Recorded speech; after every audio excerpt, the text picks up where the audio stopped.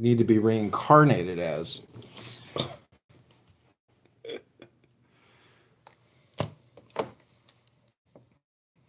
No, but I know what you're saying. Like, I mean, those chatbots have always been around, but they should be at the level where I should be able to download an app and purchase a girlfriend. I guess you could say Grok or Chat GPT is technically the same thing, but not aesthetically pleasing. And But they should have like the equipment, just like they did in Blade Runner, right? How she would be walking around the house and preparing meals, and you get home and she's like, "Hi, honey, welcome to your home. Give me some pussy." there's this guy Shuki on this app. He said a funny expression the other day. He says, "What one hair on a pussy can do, 10 horses cannot do."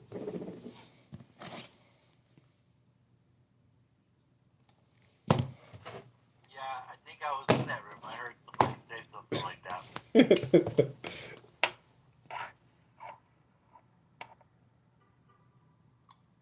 So, hey, did you see the movie Napoleon? No, fuck that guy. That movie looks so stupid. No, it was good, dude. Was it? I saw it. I've seen it twice so far. It's so good that I'm going to see it a third time. And what's good about it is that it's historically accurate. Mhm. I didn't realize one of the things that I learned, and I learned many things that I didn't know, was that his wife was a fucking slut. I mean, maybe. I don't know. I don't know it that well. Oh yeah, that was a historical fact.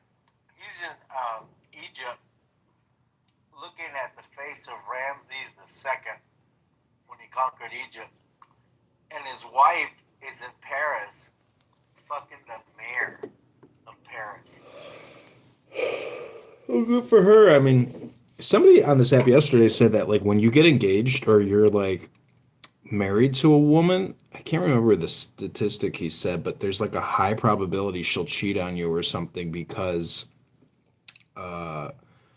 like it has to do with her fertility. I can't remember what he said, but it sounded fascinating. I was like, wow, I wonder if that's really true. Like if a woman will go, like unconsciously and breed, I don't know, something like that.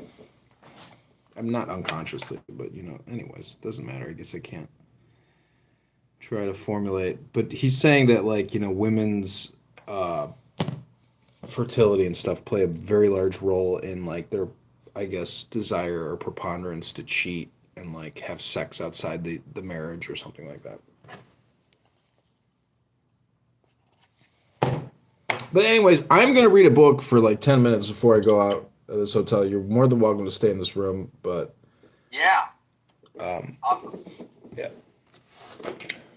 Okay, the first wisdom book I'm gonna read is Crowley. This is called The Altar. The altar represents the solid basis of the work, the fixed will of the magician, and the law under which he works. Within this altar, everything is kept, since everything is subject to law, except the lamp. According to some authorities, the altar should be made of oak to represent the stubbornness of rigidity of law. Others would make it of acacia, for acacia is the symbol of resurrection. The altar is a double cube, which is a rough way of symbolizing the great work, for the doubling of the cube, like the squaring of the circle, was one of the great problems of antiquity. The surface of this altar is composed of 10 squares. The top is Kether and the bottom Malkuth. The height of the altar is equal to the height above the ground of the navel of the magician. The altar is connected with the Ark of the Covenant, Noah's Ark, the nave, navis, ship of the church, and many other symbols of antiquity, whose symbolism has been well worked out in an anonymous book called the Canon, Elkin Matthews, which should be studied carefully before constructing the altar.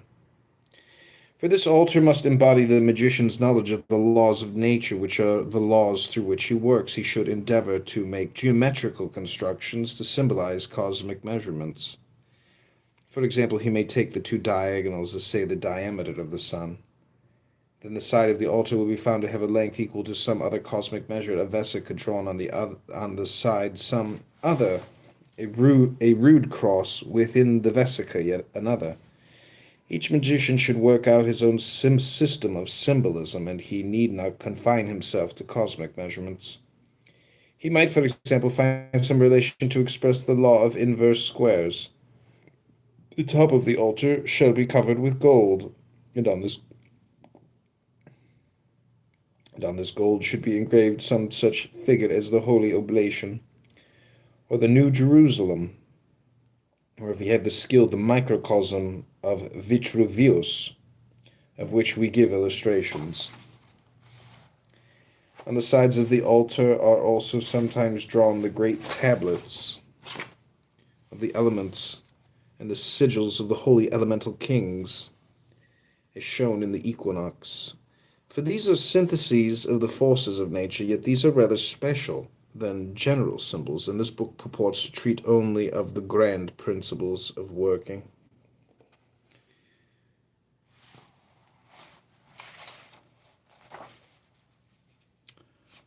Okay, this is called the scourge, the dagger, and the chain.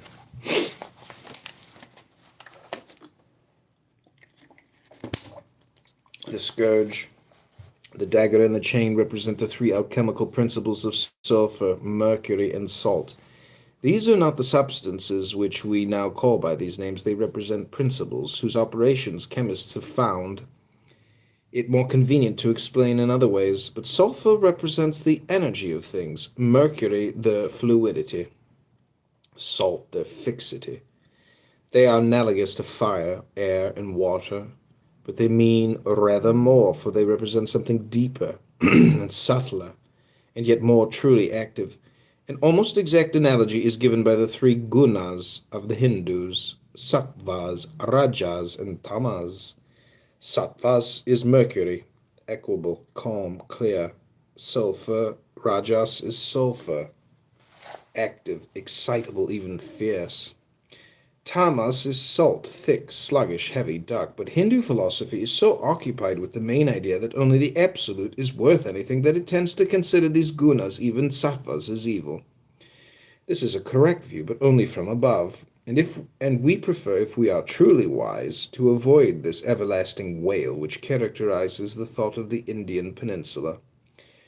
Everything is sorrow. Accepting the doctrine of the two phases of the absolute, we must, if we are to be consistent, class the two phases together either as good or as bad. If one is good and the other bad, we are back again in that duality, to avoid which we invented the absolute. The Christian idea that sin was worthwhile because salvation was so much more worthwhile, that redemption is so splendid that innocence was well lost, is more satisfactory. St. Paul says, "Where sin abounded, there did grace much more abound." Then shall we do evil that good may come? God forbid. But clearly, it is exactly what God himself did, or why did he create Satan with the germ of his fall in him? Instead of condemning the three qualities outright, we should consider them as parts of a sacrament. This particular aspect of the scourge, the dagger, and the chain represents the sacrament of penance. The scourge is sulfur. Its application excites a sluggish nature, and it may further be used as an instrument of correction to castigate rebellious volitions. It is applied to the nephesh, the animal soul, the natural desires. The dagger is mercury. It is used to calm too great heat by the letting of blood, and it is this weapon which is plunged into the side or heart of the magician to fill the holy cup. Those faculties which come between the appetites and the reason are thus dealt with. The chain is salt. It serves to bind the wandering thoughts. For this reason, it is placed about the neck of the magician where death is situated. These instruments also remind us of pain, death, and bondage. Students of the gospel will recollect that in the martyrdom of Christ, these three were used, the dagger being replaced by the nails. The scourge should be made with a handle of iron. The lash is composed of 9 strands of fine copper wire, in each of which are twisted small pieces of lead. Iron represents severity, copper love, and lead austerity. The dagger is made of steel inlaid with gold, and the hilt is also golden. The chain is made of soft iron. It has 333 links. It is not evident why these weapons are grouped around the field of clear crystal in which is kept the holy oil. The scourge keeps the aspiration keen. The dagger expresses the determination to sacrifice all. And the chain restricts any wandering. We may now consider the holy oil itself. This is true of all magical instruments. The hill of Golgotha is the circle, and the cross the towel. Christ had robe, crown, scepter, etc. This thesis should one day be fully worked out.